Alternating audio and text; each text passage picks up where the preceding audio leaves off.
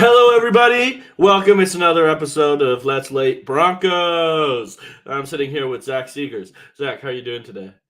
Man, I'm great. I'm sorry, everybody, for being late. It's I had to finish an article. I'm blaming PFF. I'm throwing PFF right under the bus.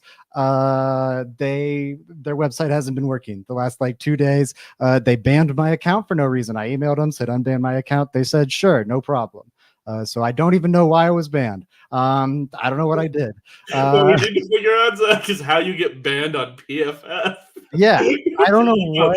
That's the most nerd thing I've ever heard, maybe in my entire life. I've been finding the illegal stats. I've been finding the illegal rest stats, man. So I've finally got my account sorted. Had to put some stats into a article I've been working on about the free agent signings and then publish that. It's on Twitter right now. If you're one of the people watching this on Twitter and you just scroll down a little bit on our account or click the Let's Talk Broncos logo and scroll down a little bit, it's right there. I just posted it. Go to letstalkbroncos.com, website 1 week old. It's been doing great, where you've been posting 2 articles a day, and they've been phenomenal. I can't believe how good the writing is from all of our writers and how consistent it's coming in. We got 3 scouting reports up there. If people want to learn about Bo Nix, who I think we'll talk about some this show, or Brock Bowers, or Amarius Mims, as you broke down. It's awesome. Please check out Let's Talk Broncos. No Denver Broncos website out there is putting out the coverage we are right now. That's a fact. Go to any of them, point to the one that's putting out as much analysis as we are. Who is, yeah, sponsor us. Who is who is teaching you more for your workplace water cooler conversations or dinner table conversations? For real, I stand by all this. No one is giving you the quality of information and coverage that we are. Go to Let's Talk Broncos. It is banger after banger. Okay. We had to get that quick ad out there. Hilarious. All right. Yes, please make sure you're checking out letstalkbroncos.com. I wrote Amarius Mims up today, and that is out. I'm really proud of that article. I think I did a really good job breaking him down.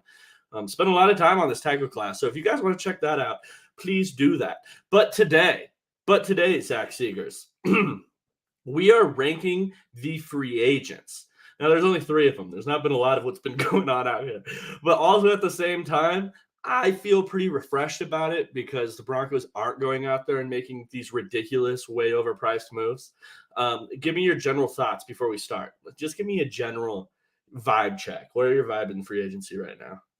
It's positive. Like you said it, they haven't been making all the moves, and I think it's natural to be disappointed by that as a fan. You want to see the team making it's more fun. Like last free agency was a lot more fun. They were all in the headlines, and we had a lot of things to react to and talk about.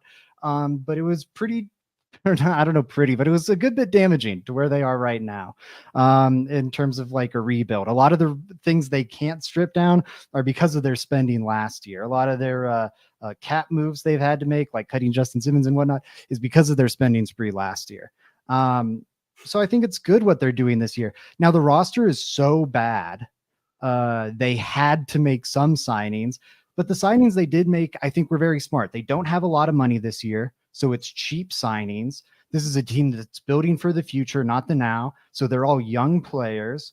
And on top of them being cheap and young, I think each of them has the upside to outperform that contract. I think all of them could create surplus value. They're also all low risk. It's a very low chance that they create extra dead cap, extra financial problems for a Broncos team that is already hands full on that front. Yes. I'm just like Mike McGlinchey last year. I like the big signings. It's fun. It's really fun for about, right up until the first week comes. And you realize, damn, what the hell did I pay for? Well, what happened there? So I'm cool making these little margin moves in free agency, because honestly, some of my favorite free agents last year were the margin moves. Michael Barton, the fullback, right? That was a guy that actually played and was productive for the Broncos. Little Jordan Humphrey, I feel like he is one of the most universally loved Broncos, Zach. Little Jordan Humphrey. these type of guys, like these margin moves do help the team. Sean Payton showed a great like a way to implement these players that are just kind of role players on the team, which makes me hopeful for these guys. But let's get into the players. First, let's talk about Brandon Jones. I think that's the biggest signing the Broncos made.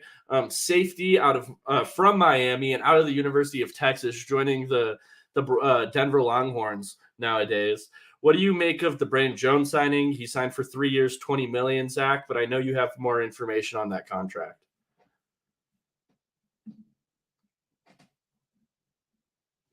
I am muted here. All right.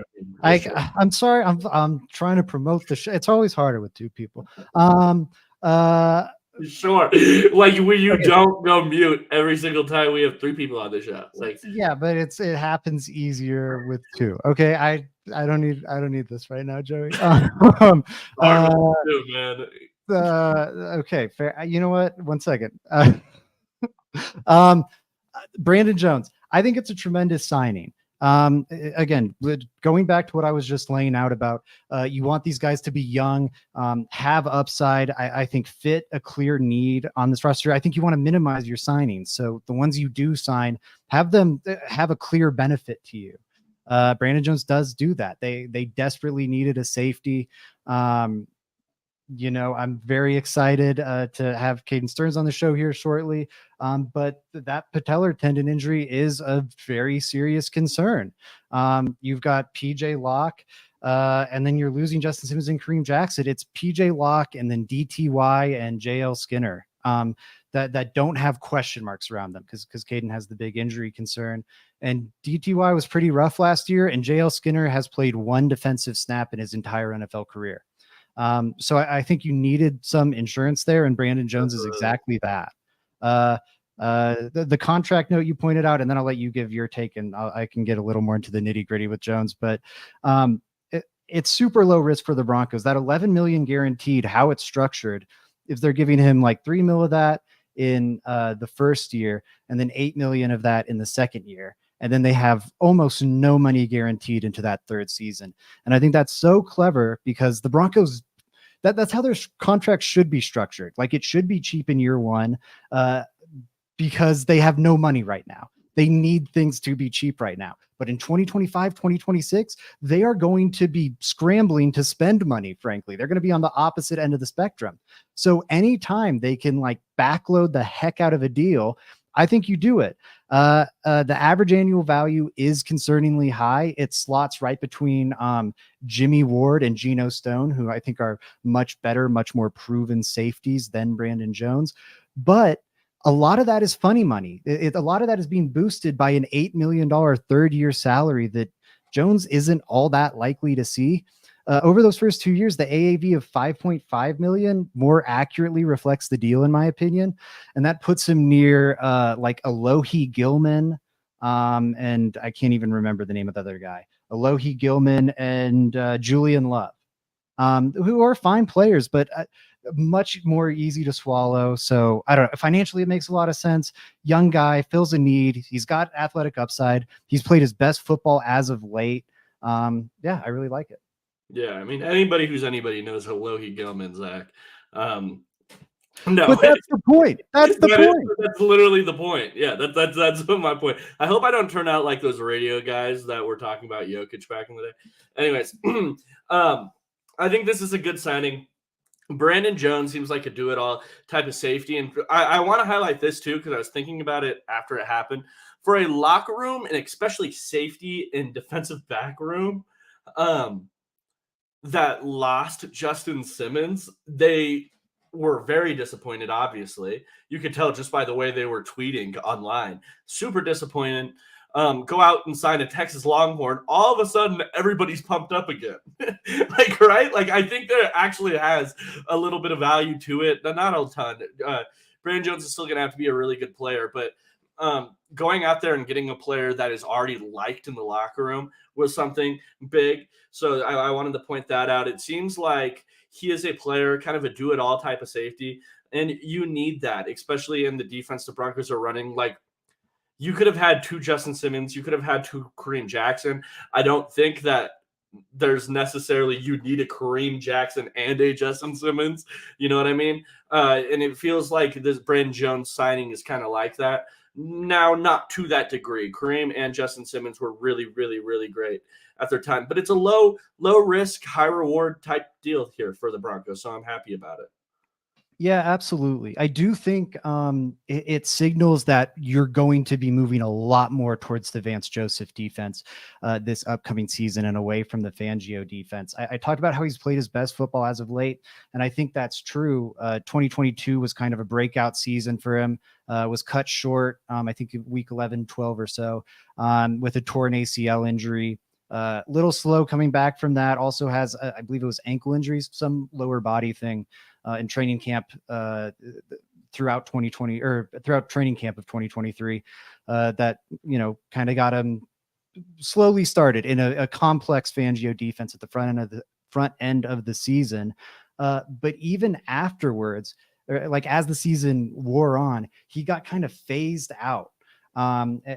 Didn't end up playing the majority of the snaps for the Dolphins. And I think when you look at his play and even look at the data behind his play, it's pretty dang good. He didn't fit the Fangio system. And I was looking for data, and I think I found like the fly in the ointment. I think this is a really like crazy, dramatic, interesting stat. Okay, so when last year under Fangio, Jones spent 100% of his zone snaps when the defense was in a zone look, however PFF qualifies that. He was dropping back in coverage 100% of the time. When the defense was in a man look, he was dropping in coverage just like 88% of the time, which was the 9th lowest rate in the league. He was not being used in coverage. Sorry, what? That means he's blitzing, right? Yes, pretty much blitzing, or I don't know what else he could be doing, but so very high blitz rate, top 10 blitz rate. And then I don't think that's a Fangio thing. I think it's a stylistic thing, because if you go back to 2022, even in 2023, no other Dolphin safety ranks in the top 50, not even like Javon Holland. So I think that's an indicator. And then in 2022, he's first in terms of that blitz rate from the safety position. He is like 69th out of 95 people in terms of coverage rate in zone looks. So not a coverage first safety in my, like, as not coverage first as you can be. It's a defensive back position, but he's going to be a guy that creates splash plays. I think people that loved Jaquan McMillan last year are going to have a lot of fun with Brandon Jones. Over the past few seasons, he's tallied 7 sacks, 12 quarterback hits, and 7 additional tackles for loss. And that's with playing like 55-60% of Miami snaps. Also has 2 interceptions, 4 passes deflected in coverage. Think he has solid ball skills. I really like the signing all around, but I saw we got a super chat, so I'll shut up. Yeah, no. I think that's solid information.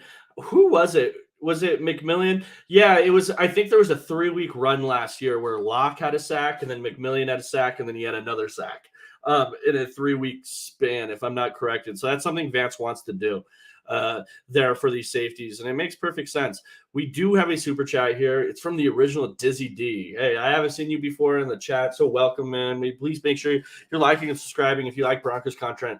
We're here all the time. Thank you so much for the $5. He says, in Bo Nix we trust. Bo knows football. Saw Nix play at Oregon. He has that it factor and positive leadership qualities with skill set for Payton's O.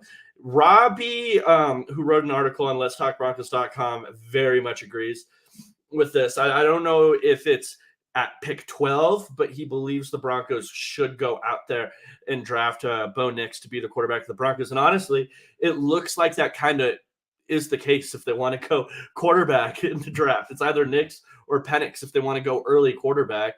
That's the only 2 options. I don't think the Broncos have the necessary resources to beat a Minnesota if they're trying to trade up, which it really feels like they are going to. And that means that Caleb Williams, Drake May, JJ McCarthy, and Jaden Daniels are all off the board for the Broncos. That's what that means. So, yeah, if the Broncos wanted to go first, second round quarterback, I think it would have to be a Nix or Penix. Yeah, you got to trade back. And if you are going with one of those guys, I just, man, I don't love the idea of taking him at 12 all that much. Robbie's warmed me up to the idea. I think his breakdown over on letstalkbroncos.com made me feel better about it. I think it's maybe easier to project him into a Payton offense than it would be into most. I don't know. I think the Broncos have to be taking swings for the fences at the quarterback position when you have Patrick Mahomes and a Justin Herbert in your division. You build your team to win your division first and foremost, and you have some freaks in that division. And I just think like the 25-year-old who like figured it out in his 4th year of college is probably not that guy. Could be wrong. It's just, I don't know. I'd feel anxious about it. Well, If they want to draft him in like the 2nd round as a cheap quarterback option, shepherd the rebuild, and then maybe you can sign him on a mid-level deal and exploit that burgeoning market, which will probably be even more of a thing 3-4 years from now, when Bo Nix is signing a contract extension. I can maybe get down with that, but I don't know. Like the late first, second round portion of the draft, like that's the quarterback graveyard. If you look into it, that area of the draft has one of the worst track record, like even worse than like the 3rd round or something like that. Because it's all these prospects that are like, man, they're kind of a first rounder, but they're not. And it's just, you're kind of trying to talk yourself into it being a thing. And it's just not there. I think there's a very good chance Bo Nix pulls a Will Levis and ends up falling a lot later than people think he's going to fall. And in that reality, sign me up. Like, let's roll the dice. Maybe it's fun. I think he's one of the better options on the table. At 12, it's too rich. So I think there's more tools there than people give him credit, though. Also at the same time, I am also not at Bo Nix at 12, guys. By the way, I'm just playing devil's advocate here because I do think there's more tools there than people realize, especially with him being an asset in the run game. Does he have the biggest arm in the world? No, but he can throw from different arm angles as good as anybody in this draft class. But probably not Caleb Williams, but like he can do that. He has the different arm angles. He is an asset in the run game. Like I mentioned, you can actually do quarterback designed runs for this type of quarterback. That's the type of athlete he is. He isn't the least. He's a lot more toolsy than Penix to me. Penix just has I'm not interested in much stronger arm, I would say, than Nix does. But every other aspect of the game, Nix clears him in just traits. And Penix can't throw on the run at all because for whatever reason, and maybe it's the injuries, he feels so stiff. He can't flip his shoulders around and make a throw. Nix is great at this type of stuff. Yeah. So and his improvisation and stuff like that are really impressive from him. Yeah, I agree. I think he's got the athleticism, like, and it's probably a little better than this guy, but it just feels a little Purdy-esque to me. That's a name that keeps and Nix is a lot bigger, but that's a guy that keeps coming to mind with me when I think about Bo Nix. Like, I can totally see him working in the NFL, being that kind of like true point guard at the quarterback position. Sorry, that was a funny comment. Like true point guard at the quarterback position.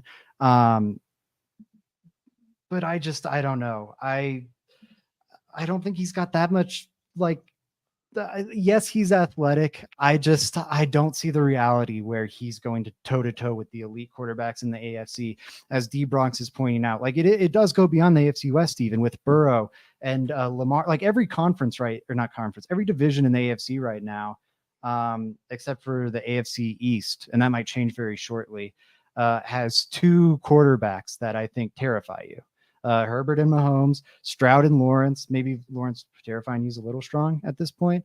And then you got Burrow and Lamar in the north, and then Allen in the east. Like it's a gauntlet out there. And age is a real indicator of these things. I think it's more so at like the physically reliant positions because your body's developed more than it would be at quarterback, for example. But I don't know.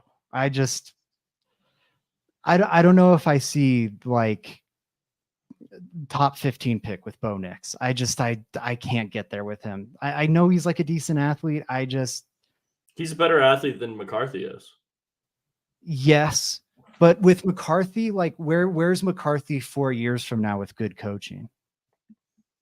Okay, but what makes his ceiling higher than Nick's? It's like I'm just playing the hypothetical here. No, I hear you. I'd say they have similar cases where they're in offenses and it's in different ways, but I think they're in offenses where we didn't see a lot of easy translatable stuff to the NFL. Again, for different reasons. And JJ McCarthy being 21 or whatever makes me a lot more comfortable with just with that gamble. I think the 25-year-old who like I'm still not sure how he projects to the NFL.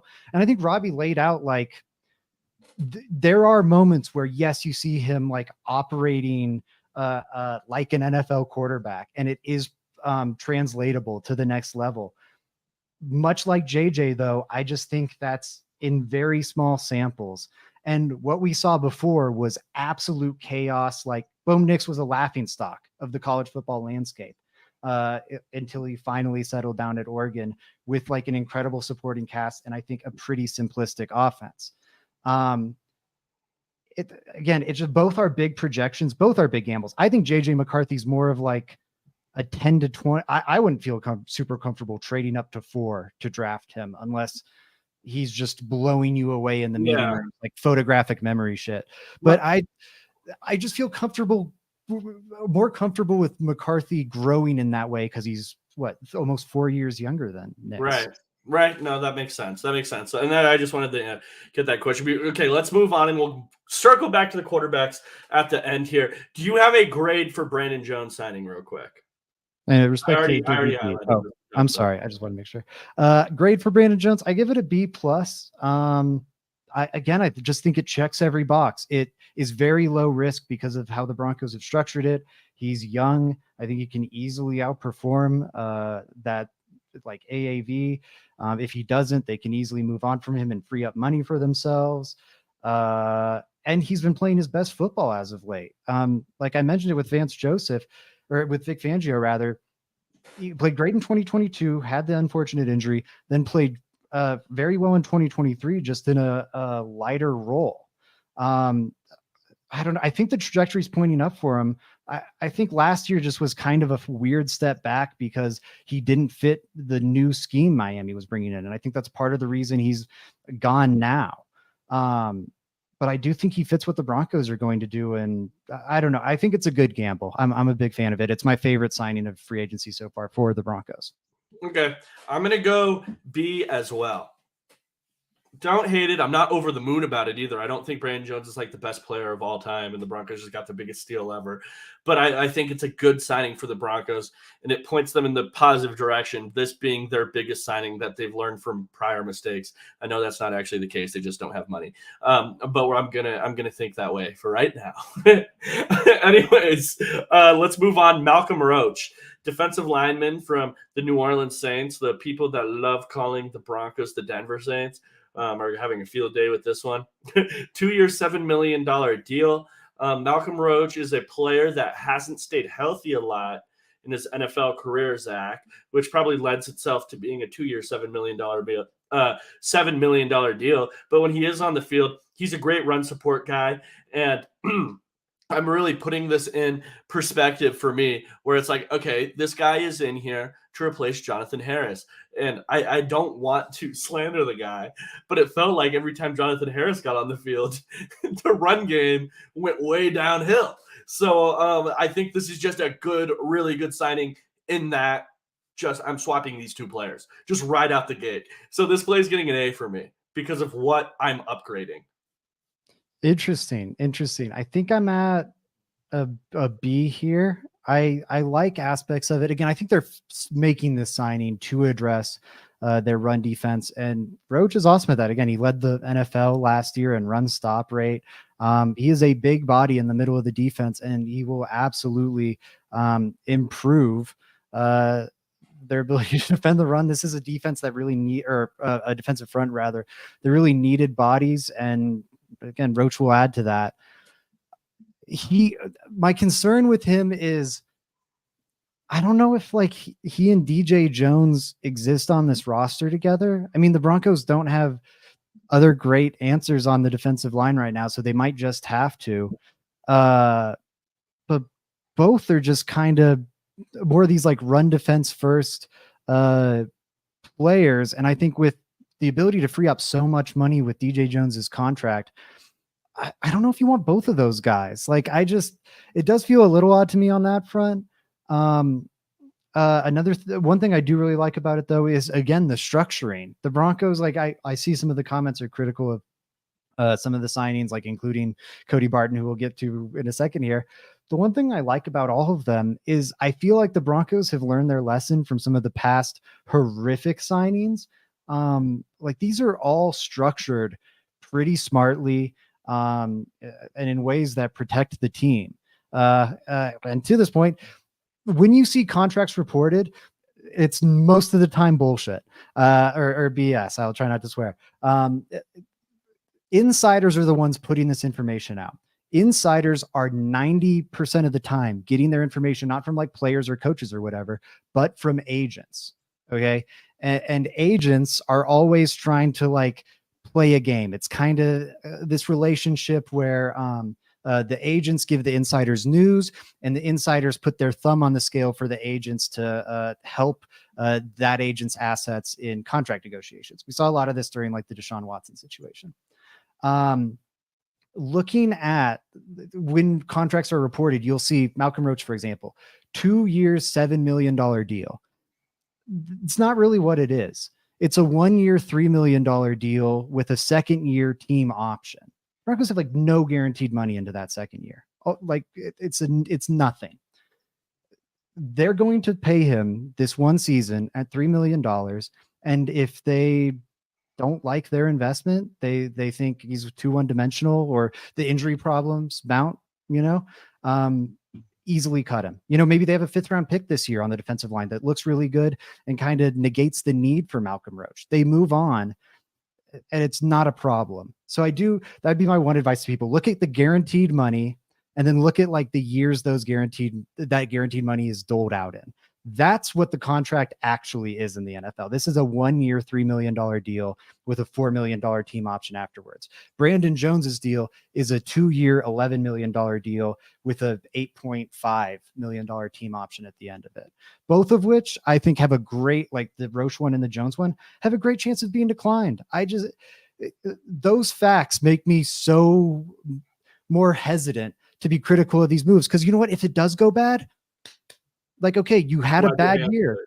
Even the Jones one, they could cut next season and free up $4 million in space if they want to use a post-June cut.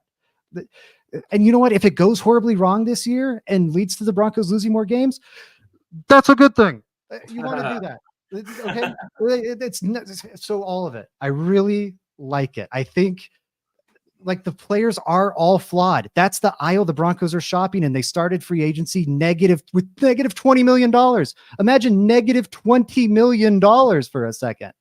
Like they're shopping in the bargain bin. I think these are all bargain bin options with a lot of upside potential.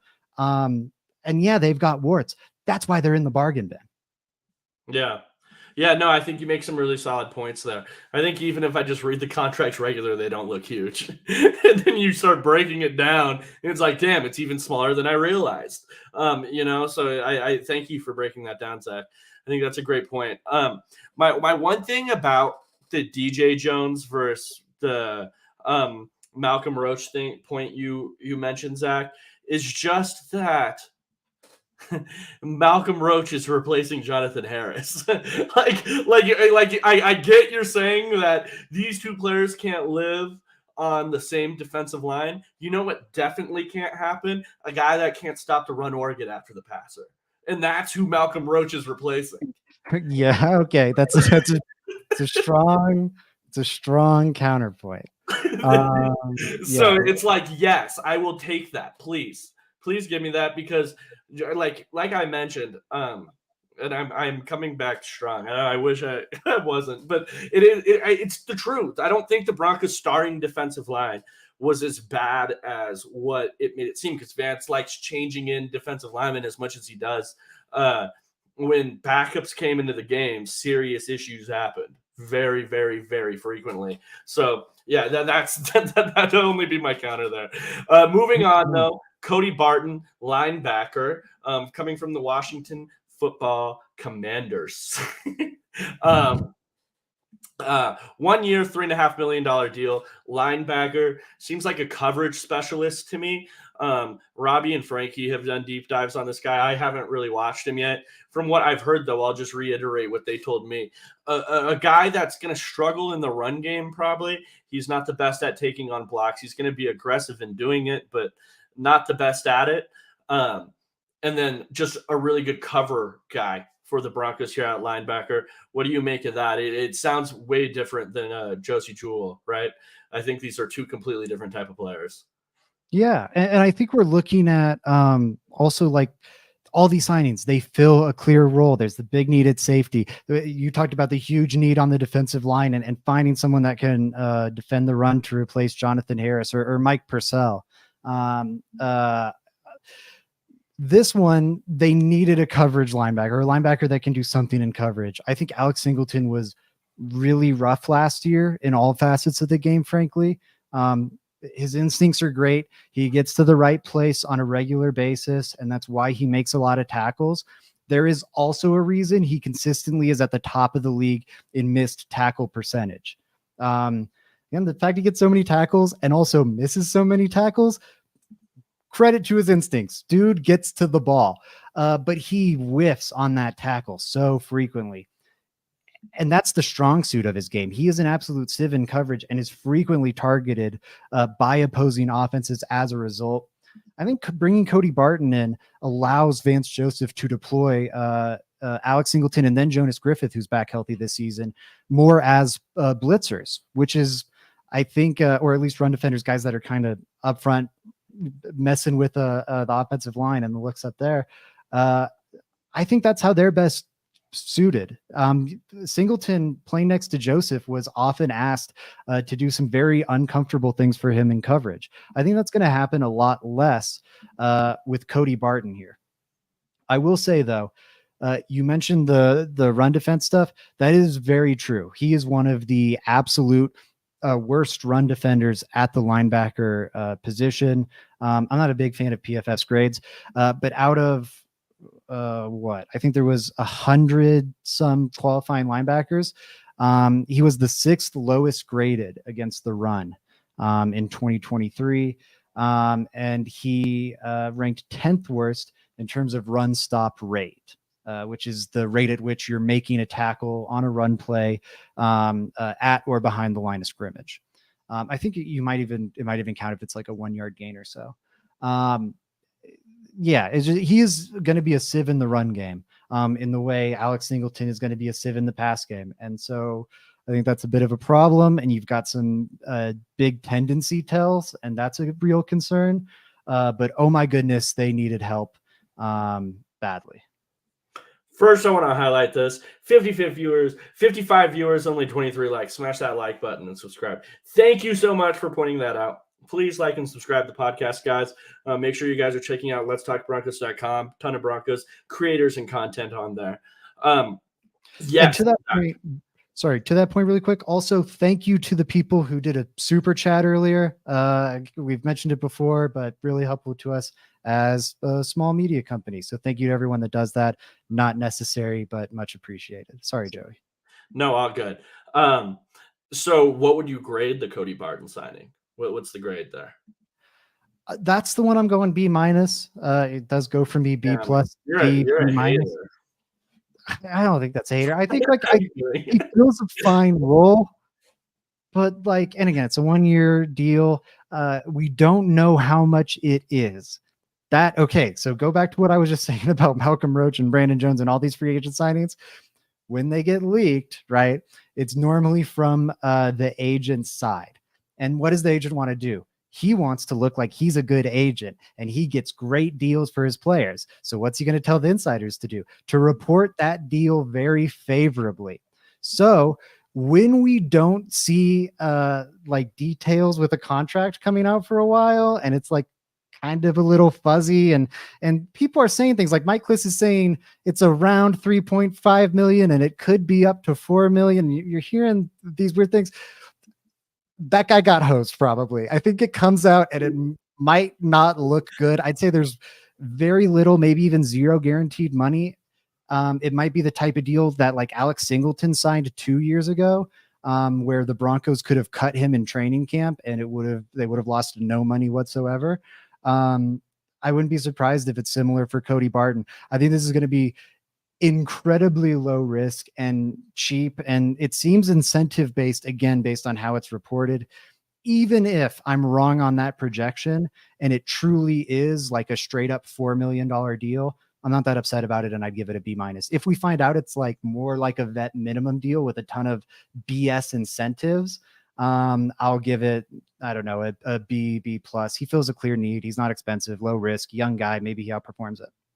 I am curious, Zach. So does this move have any show any indication of where Drew Sanders is playing? I know we had the George Payton saying that Drew Sanders is an edge, right? But he also said, I think, and then right after that went on and on about how versatile he is and how hard he is to place on a defense. Like, I don't know. He's so good at everything. I don't know where to play.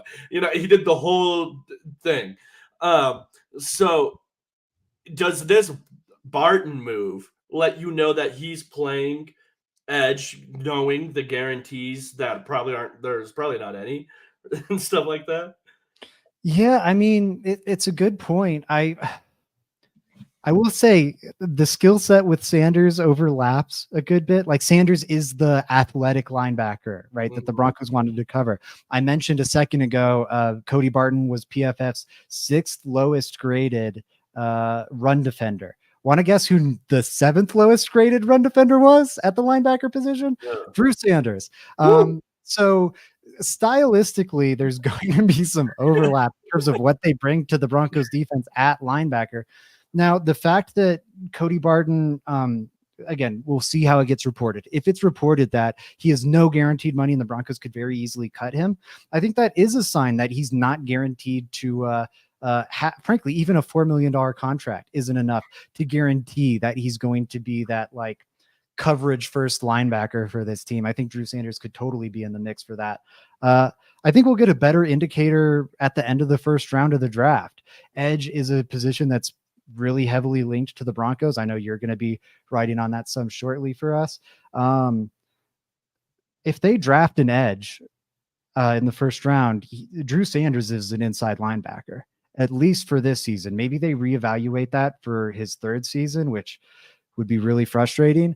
But they already, with Drew Sanders at edge, they have 4 edge rushers on a rookie deal. You normally carry 4, maybe 5. Like 5 is going to be a larger than average edge room. I'd say maybe the average is like 4.5. To have 5 guys on a rookie deal at one position, an entire position group of guys on rookie, it's unheard of to mine. Like it's so weird. It's so rare. Outside of like what the Packers did these past few seasons. I don't know. I think it feels to me like it's ultimately going to play out with Drew Sanders playing more inside linebacker than edge. I agree. Just keep him there. Stop playing with it. Like, guys, inside linebacker is a hard position to learn. Let's not take away half his practice reps so he can do something he's bad at. It drives me crazy. I mentioned how he's a terrible run defender in PFF size, 7th lowest graded. Hey guys, let's get him some reps at linebacker so that gets him a little better. But Zach, even furthering that real quick, the real issue in why he wasn't as good in the run is because of a play strength issue. It's a play strength issue. It's something that Agreed, you're yeah. hoping him to get So better and stronger in the NFL to eventually get better in the run game. So I've got a great idea. Him closer to the line of scrimmage against offensive tackles consistently if there's a play strength issue. That just doesn't make much sense to me. Yeah. Okay. That was the joke I was about to make. I was going to go, okay, I've got a great idea. Let's take this inside linebacker with play strength issues who has to be kept clean at the inside linebacker position because he's struggling to make tackles or get off blocks. Let's put him at a position where his whole job is get off blocks. It blows my brain. It's so frustrating to me. It is every now and then the Broncos do something that makes me so annoyed because it's like this makes no, again, I often disagree with the Broncos and I like oftentimes it like I can be wrong and it's debatable and it's like, hey, I see why they maybe did that. It's not what I would have done, but okay, so be it. This is one where I just can't wrap my head around it. It just seems like so obviously the wrong decision. And they are doubling down on it. I'll stop ranting. It just makes me so mad. No, we need at least one Zach Seegers rant a pod. But okay, so those are pretty much our free agent signings. So I want to transition us to the quarterback position, Zach. We talked a little bit about how they didn't make a move on the last show, but now we've gone through an entire weekend. You know, that was on Wednesday. It's been a while. St. Patty's has passed. We need to bring it back up. We need to talk about the quarterback position again. What do you think the plan is? Is there a plan here? And what do you think that is? Really quick, shout out to Vagisil Burgundy for the name and also for the Alex Singleton might get cut prediction. I think it's a solid one. It free up some money by doing it. I think it's possible. What do I think they do at quarterback? There's so much Bo Nix smoke right now that if I had to bet on like one outcome, I think that's the one. I think the two most likely outcomes by far are either they draft Bo Nix at some point, maybe in like the second or third round even, and pair him with Jarrett Stidham and just kind of see what they got this year with those two.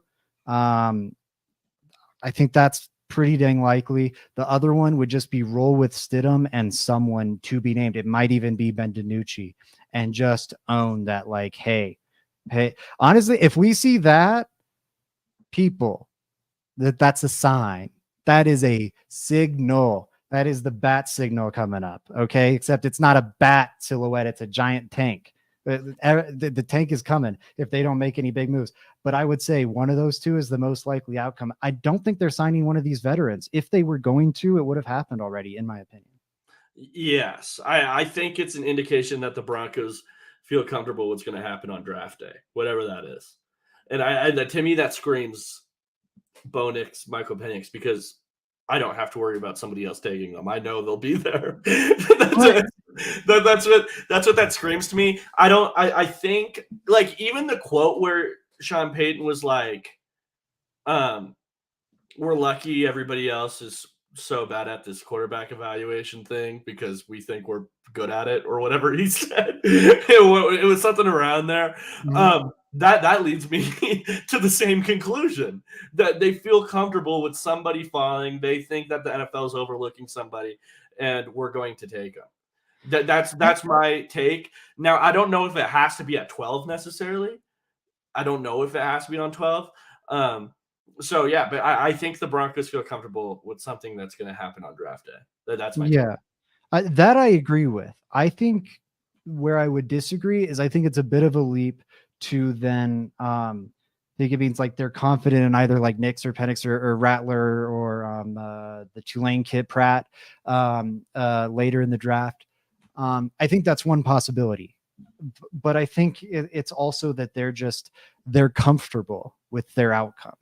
I don't think like, oh my God, we love this third round quarterback prospect, so we're fine. We're going to take him in the third round or whatever. And I don't think that's necessarily what you're saying with Nix or Penix. Those would probably be later first round targets. But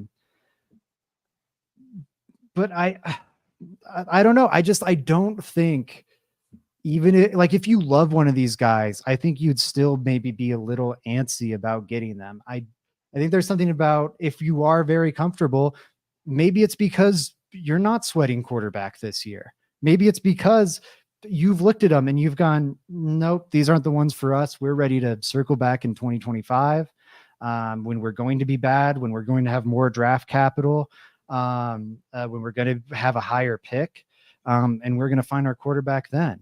And I will say, I don't think the 2025 quarterback class is any better than the 2024 quarterback class. I would say it is worse. But as you and I have been talking about, it is being overhyped. It's not as bad as people are saying. It's being dumped on way too hard here. Before the college football playoff games, so go 3 months ago, there was a very legitimate debate if who quarterback 3 was, including like Cam Ward and Shedeur Sanders, who are going to come back for a year of school. But I don't know if Beck was eligible. No, he is eligible. Beck was eligible, and then he went back to Georgia. There was a very clear debate on whether Beck was or Shedeur or McCarthy were quarterback 3 in this. And there were also talks of people talking about Cam Ward, where it's like, is this a guy that sneaks up on us come draft time because of the major tools he has? Like, these were the talks at the time, and it feels like we've all just thrown that out the window. Now, I do understand that this draft class does not have – the next year's draft class doesn't have a Caleb Williams or Drake May. I think that's safe to say. But also at the same time, I just saw Broncos country have a panic attack because we missed out on JJ McCarthy. Who got a second-round grade from the NFL Draft Advisory Committee? Okay? Yeah.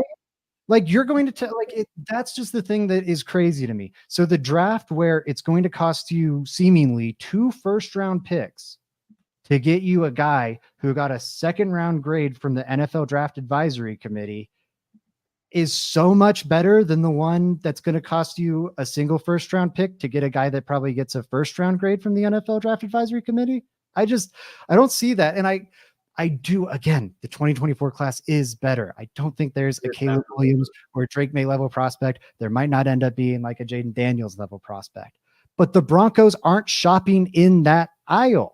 They're not. Those top 3 guys are not who we've been talking about with the Broncos. We're talking about JJ McCarthy, Bo Nix, Michael Penix. And at that point, it is extremely comparable. So when I'm looking at some extremely comparable options, give me the one that costs a single first-round pick and not 2 or 2+ like JJ McCarthy is about to. And like, there are things that are exciting about JJ McCarthy. I would totally get behind a Denver Broncos first-round selection of JJ McCarthy. I just think the disparity in like, oh my God, well, we've got to trade up for JJ McCarthy because next year's class is bad.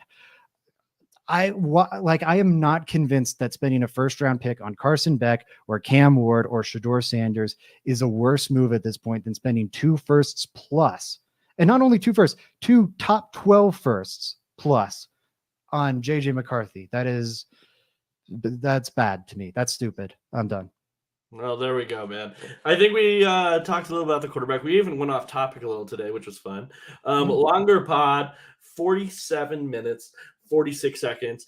Please, guys, please make sure you guys are checking out letstalkbroncos.com. Zach just posted another article grading the free agents. If you want to rehash of that more in-depth look, make sure you guys are checking that out. I wrote an Amarius Mims scouting report, offensive tackle from Georgia, if you guys want to check that out.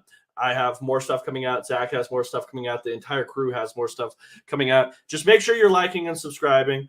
Until next time, guys, go Broncos. Go Broncos.